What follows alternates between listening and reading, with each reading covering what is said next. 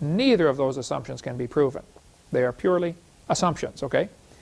If you find a fossil in the dirt, all you know is it died. You don't even know where it died. You just know where it ended up buried, that's all.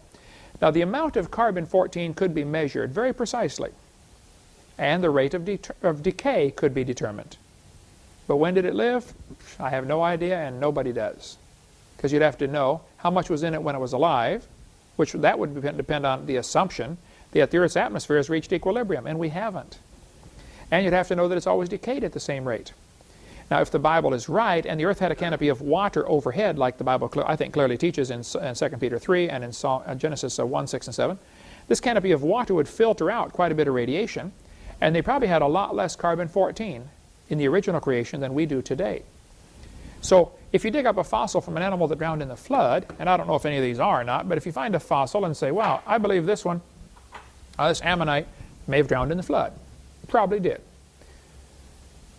And we want to find out it's got carbon. It probably doesn't. It's been totally replaced by minerals, but let's assume it has organic material. And so we carbon date it. They would assume that it lived in an atmosphere that's just like we have today. Faulty assumption. Not a good idea. There's some examples of how carbon dating doesn't work. We'll go in chronological order here. Back in 1949, an article came out in Natural History magazine that said the lower leg of a mammoth dated 15,000 years old, but the skin dated 21,000 years old. It didn't work in 1949. 1963, a living mollusk shell carbon dated at 2,300 years old. Well, here we are 14 years later, carbon dating is still not working.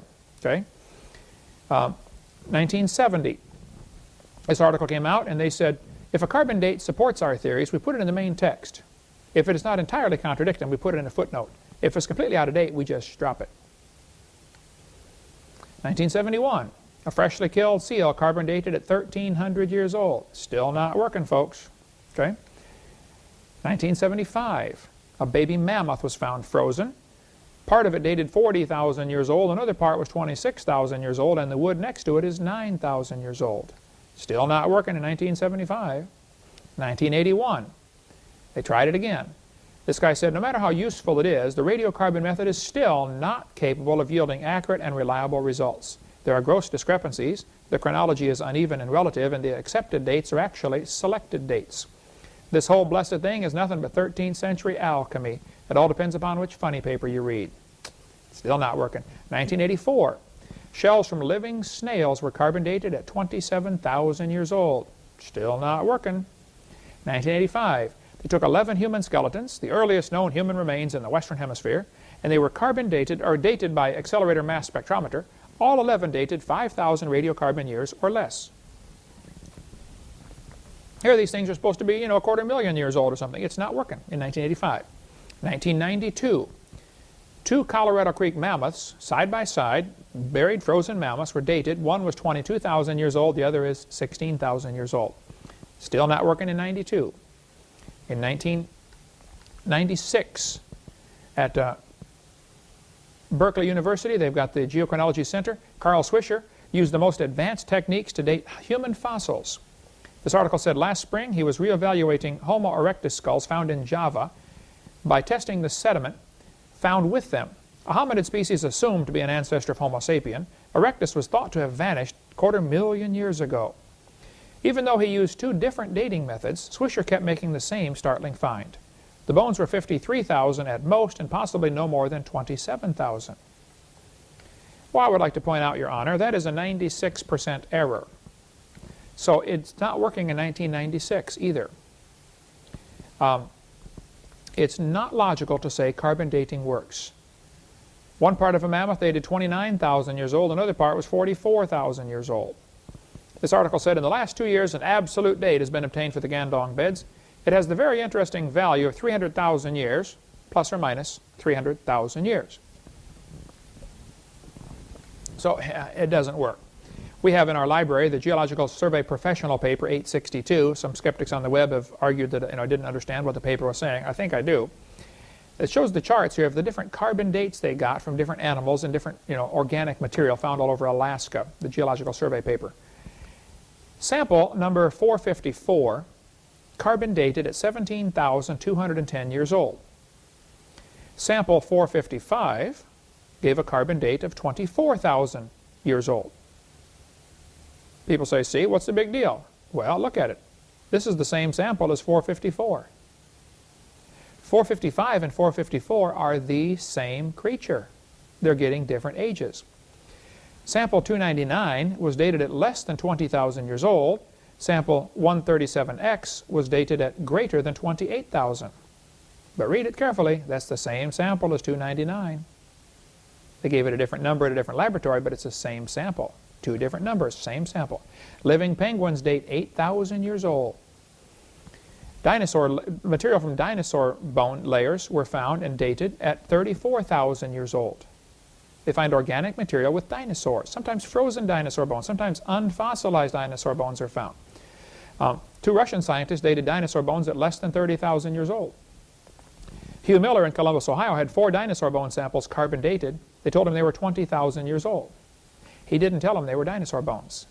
If he would have said, this is a dinosaur bone and I want you to carbon date it, they would have said, oh, we can't date that because it's too old. See, they start with, this is a dinosaur bone, by the way, it's been replaced by minerals, but they start with the assumption that dinosaurs lived 70 million years ago. If I took this to a laboratory and said, would you please date this, they would say, oh, well, we'd have to use something other than carbon dating because this is too old for carbon dating. They've already decided what range it fits in. That's not how science ought to work. You ought to be able to say, well, let's just be open-minded about this. They can date the same sample 10 ways and get 10 different numbers. Okay? Here's the things to consider about carbon dating. If you date a sample of known age, I mean, you know how old it is, like a tree ring. Carbon dating doesn't work. If you date a sample of unknown age, it's assumed to work. It's not science, that's not common sense. As elements decay, they produce helium. One of the byproducts of carbon decay or radioactive decay of any kind is it produces helium gas, which, you know, unless you're in the ground where it can be trapped in a cave, it's going to escape into the atmosphere. The helium in the atmosphere indicates the Earth is not billions of years old, actually less than 2 million years old, just based on the helium content in the atmosphere. If radioactive decay has been going on for millions of years, there should be a lot more helium. Taking all factors into account, the helium escape mechanisms and everything, it's not more than 2 million years old. There's an excellent book if you want to get more in the go down deep stuff on carbon dating. You can get it through our bookstore if you want, or call icr.org. They have the book there. This guy said the rocks date the fossils, but the fossils date the rocks more accurately. But I'll tell you what, folks, the cheese done fell out of his sandwich. All right? He said they use its circularity is inherent in the derivation of timescales. They use circular reasoning. Specimen 10017 from the moon was divided into 6 pieces and dated many times. The ages ranged from 2.5 to 4.6 billion. Notice that's nearly a 500% error. It doesn't work. I talked to J.P. Dawson in Oklahoma. He was the chief of engineering and operations for the Lunar and Earth Science Division at NASA in Houston. He said they worked on the lunar samples, including the Genesis rock. He told me they found ages from 10,000 years to several billion years in the same rock. So basically, you can kind of pick what you want. There's an excellent chapter in this book called Bones of Contention. The last chapter deals with what's called the dating game.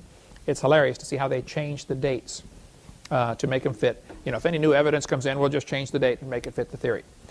All right, we'll take a little break here, come back and talk about the other dating methods, potassium, argon, some of the other ones, and then go on to more of your questions.